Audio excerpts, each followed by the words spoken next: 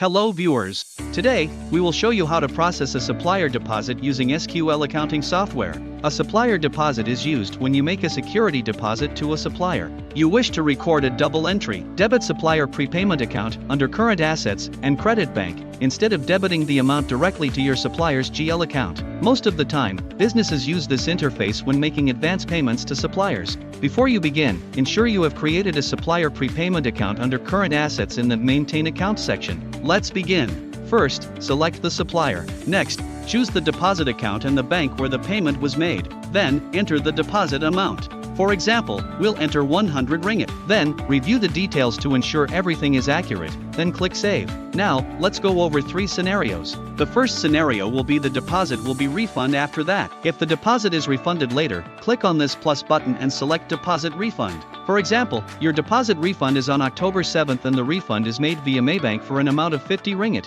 Press OK. The system will create a new receipt voucher for the refund.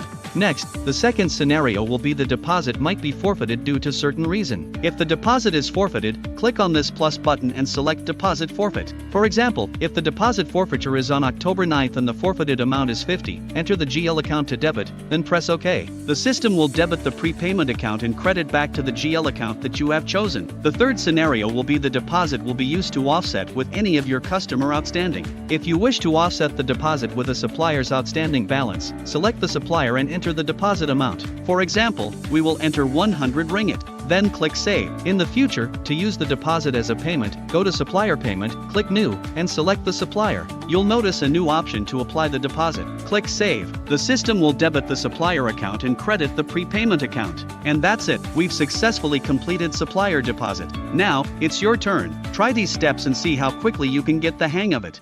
Subscribe to our YouTube for the latest videos. Follow us on Facebook to stay updated.